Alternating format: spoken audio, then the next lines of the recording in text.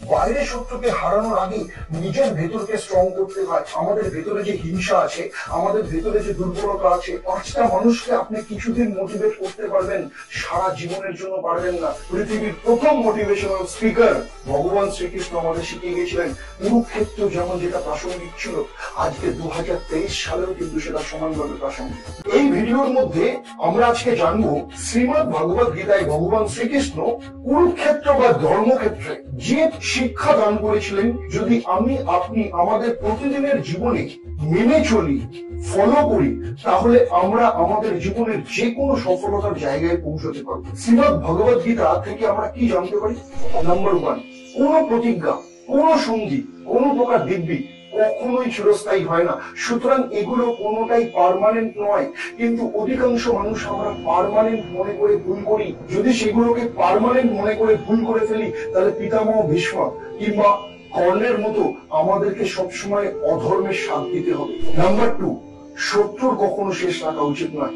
যখনই সুযোগ পাবে তাকে মারো আর এগিয়ে যাও, কারণ যদি ছেড়ে দেন তাহলে আপনার সবচেয়ে বড় সমস্যার কারণ হতে পারে। এখানে শত্রু বলতে বোঝায় আপনার নিজের দুর্বলতা, আপনার নিজের ভুল, আপনার নিজের অহংকার, আপনার নিজের যে ত্রুটি। সমস্ত কিছুকে দেখুন, বুঝুন এবং সেগুলোকে সেখানেই সুধার করুন এবং জীবনে এগিয়ে যান।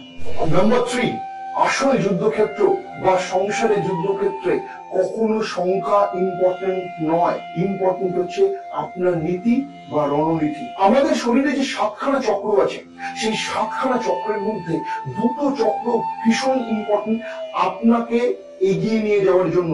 কি কি? এক হচ্ছে আজ্ঞা চক্র, যেটাকে আমরা বলি থার্ড আই, যাকে নিয়ন্ত্রণ করে শুক্র, এবং সহস্রার চক্র, যেটাকে বলা হয় ক্রাউন চক্র, যেটা আমাদের ব্রহ্মতালুতে থাকে, যাকে নিয়ন্ত্রণ করে শনি। এই দুটো চক্র আপনার জীবনে অ্যাক্টিভ হওয়া ভীষণ দরকার। নাম্বার 4, যদি আপনার শত্রু বা কম্পিটিটর আপনার থেকে উন্নত, শক্তিশালী হয়, তবে কখনোই তাকে ডাইরেক্ট ফাইট করে হারানোর ভুল করবেন না। সেক্ষেত্রে আপনার কূটনীতি বা ডিপ্লোমেসি প্রয়োগ করুন আর তার দুর্বলতা খুঁজে বার করুন এবং সেটাই জানবেন আপনার অস্ত্র। নাম্বার 5, খুব ভালো লিডার তারাই হয় যে তার সেনাপতিদের প্রত্যেককে এক একজনকে রাজার মতো ট্রিট করে, প্রত্যেককে তার নিজের শক্তি অনুসারে গুরুত্ব দেয়। কারণ আপনার লিডারশিপ আপনার অ্যাকশনের মধ্য দিয়ে প্রুফ হয়, কথার মধ্য দিয়ে নয়। সুতরাং আমরা যখনই যে কোনো জায়গায় যে কোনো পরিস্থিতির শিকার হই না কেন, সেটা আমাদের পরিবারের মধ্যে হতে পারে, আপনার কর্মস্থান হতে পারে, আপনার বহির্জগৎ হতে পারে, যে কোনো জায়গাতে আপনি 5টা বিষয় সবসময় মাথার মধ্যে রাখবেন। 1 নম্বর বলেছেন কি, যে আপনাকে প্রথমে দেখে নিতে হবে যে আপনি যার সাথে লড়াই করতে যাচ্ছেন, সেই লড়াইটা আপনার ভেতরের না বাইরের শত্রু। দেখুন, বাইরের শত্রুকে হারানোর আগে নিজের ভেতরকে স্ট্রং করতে হয়। নিজের ভেতরে মানে কোনটা? আমাদের ভেতরে যে হিংসা আছে, আমাদের ভেতরে যে দুর্বলতা আছে, আমাদের মধ্যে যে ঔদ্ধত্য রয়েছে, আমাদের ভেতরে যে অহংকার রয়েছে, আমাদের যে ত্রুটিগুলো আছে, সেই ত্রুটিগুলোকে আগে ঠিক করতে হবে। যতক্ষণ না ত্রুটিগুলোকে ঠিক করবো না, ততক্ষণ পর্যন্ত আমরা ভেতর থেকে শক্তিশালী হব না। যেদিন আমি ভেতর থেকে শক্তিশালী হব, যেদিন আপনি সেই জায়গাটাতে যাবেন, জানবেন বাইরের কোনো প্রতিরোধ আপনাকে কিন্তু আটকাতে পারবে না। আর কি বলেছেন এখান থেকে? খুব ইম্পর্টেন্ট জিনিস আপনি যদি দেখেন, সেটা হচ্ছে লিডারশিপ শুধু কথা বলে 5টা মানুষকে আপনি কিছুদিন মোটিভেট করতে পারবেন, সারা জীবনের জন্য পারবেন না। যদি আপনাকে সবাইকে সাথে নিয়ে চলতে হয়, যদি আপনাকে নেতৃত্ব দিতে হয়, তাহলে সবসময় আপনাকে আগে কাজ করে দেখাতে হবে। কারণ জানেন তো, লিডার্সদের ফলোয়ার্সটা সবসময় ফলো করে। আর কি এখান থেকে জানতে পারি? খুব ইম্পর্টেন্ট একটা জিনিস ভীষণভাবে জানতে পারি, সেটা হচ্ছে শত্রুর সংখ্যা আপনার কাছে কখনো ইম্পর্টেন্ট নয়।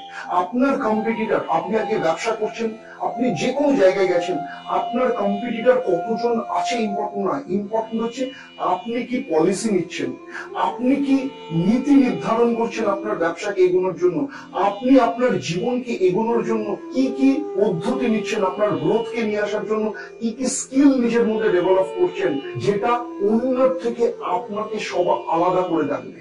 সুতরাং এগুলোকে যদি আমরা ফলো করতে পারি, আমরা জীবনে এগোবই। যেটা আজ থেকে 5,500 বছর আগে পৃথিবীর প্রথম মোটিভেশনাল স্পিকার ভগবান শ্রীকৃষ্ণ আমাদের শিখিয়ে গেছিলেন 5,500 বছর আগে। কুরুক্ষেত্র যেমন যেটা প্রাসঙ্গিক ছিল, আজকে 2023 সালেও কিন্তু সেটা সমানভাবে প্রাসঙ্গিক। ভিডিওটা কেমন লাগলো অবশ্যই কমেন্ট বক্সে কমেন্ট করতে ভুলবেন না। এছাড়া আর কি কি বিষয় নিয়ে আপনারা চাইছেন আমি আলোচনা করি, অবশ্যই কমেন্ট বক্সে লিখে পাঠান। আমি ভবিষ্যতে অবশ্যই আপনাদের সমস্যার সমাধান নিয়ে আমি ভিডিও করবই। যারা যারা এখনো পর্যন্ত আমার চ্যানেলটাকে সাবস্ক্রাইব করেনি আমি বলবো সাবস্ক্রাইব করুন, তার সাথে সাথে নোটিফিকেশন বেল আইকনটাকেও প্রেস করে রাখুন, যাতে যখনই কোনো ভিডিও আমি ফার্স্ট আপলোড করবো আপনার কাছে নোটিফিকেশন যায়। আজকের মতো আমি বিদায় নেব, আবার দেখা হবে আপনাদের এই জীবনের কোনো সমস্যার সমাধান নিয়ে। ভালো থাকবেন, নমস্কার।